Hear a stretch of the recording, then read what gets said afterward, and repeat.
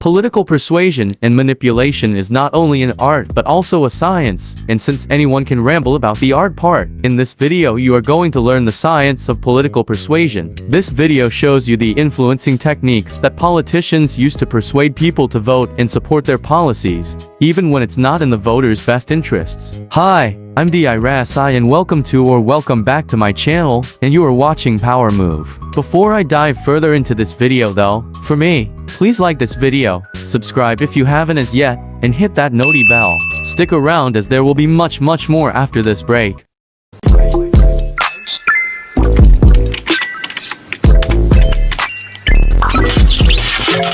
Welcome back and thanks for sticking around. Let's dive into the more common ways politicians may be trying to manipulating the masses. Stoke patriotic pride. Rational self-interest is a politician's biggest nightmare. Politicians' jobs and power rest on the willingness of the people to accept their authority, the legitimacy of the government, and, of course, to pay taxes. On the other hand, the more politicians can convince people to selflessly support the country and the government, the more powerful and legitimate they grow. The problem is that selfless support for the group is not rational from a voter's point of view, and that's why politicians love to talk in terms of higher values about our great country and serving that great country, of course.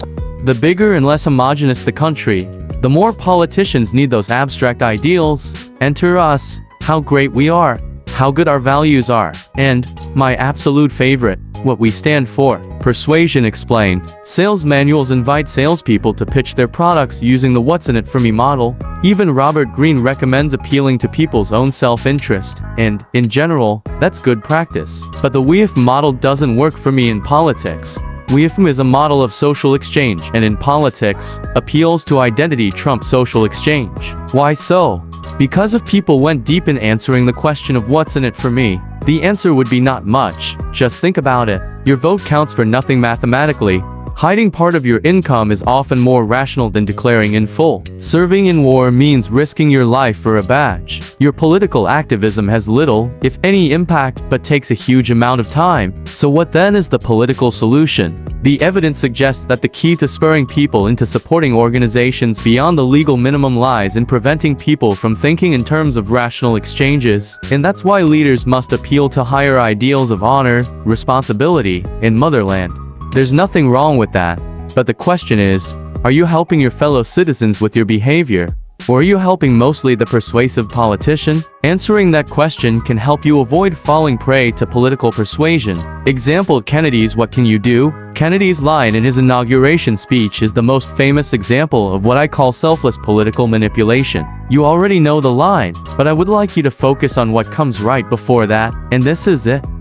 Each generation of Americans has been summoned to give testimony to its national loyalty. The graves of young Americans who answered the call to service surround the globe.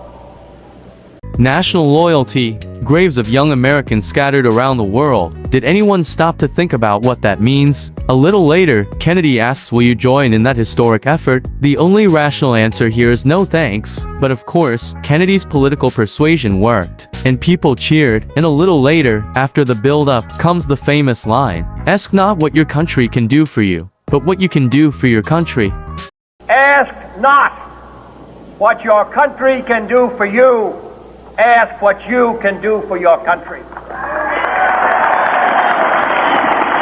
And what should one do for his country, exactly? Join in the graves of prematurely dead men? Be my guest. Again, this is not necessarily to say be selfish. As a matter of fact, be altruistic. But do so intelligently. Being selfless to the country means nothing.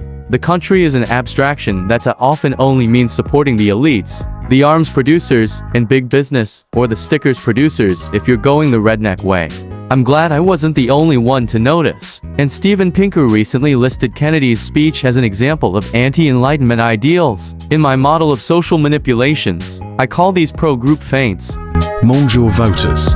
We like people who are like us, Cialdini, 1994, and, turns out, we want politicians who are like us, too, and that's why a mainstay of political persuasion is making the politician seem the most representative of his citizens. Persuasion explained. We talked about liking, but it's slightly more complex when it comes to politics and leadership. Prototypical would be a better word. Leadership Psychology Haslam, 2006 has shown that it's leaders who are prototypical of their voters who gain the most support and the most votes. Needless to say, looking prototypical in voters' minds is equivalent to being prototypical, thus lending itself to a lot of political posturing. Example: George Bush. Bush was, in many ways and unluckily, a political genius, a president everyone mocked for being a dumb idiot. He managed to position a war for big corporations as an all-American payback for freedom, democracy, and world peace. Bush's personal positioning to the electorate was the all-American president, the good old Texan boy who loved beer and steaks and shunned the big-talking Washington bigwigs, just the kind of guy many of his compatriots would feel close to. And so, in my state of the union, or my speech to the nation, whatever you want to call it, speech to the nation, I know the human being and fish can coexist peacefully. And America needs a military where our best and brightest are proud to serve and proud to stay. If you're a single mother with 2 children, which is the toughest job in America as far as I'm concerned, and you're working hard to put food on your family, rarely is the question asked, is our children learning? Too many good docs are getting out of business. Too many OBGYNs aren't able to practice their love with women all across the country. See, I don't think you can be. There's an old saying in Tennessee, I know it's in Texas, probably in Tennessee, that says, fool me once, shame on you. You fool me, we can't get fooled again. The etiquette experts lambasted Bush, and the voters liked him even more. Bushisms were a central part of making Bush seem more vulnerable, more relatable, and more just like an average voter. All the detractors who attacked him on his apparent lack of intelligence were doing him a big favor. As Jacob Weiser acutely notes, The Machiavellian genius of Bushism. What's so Machiavellian about Bushism?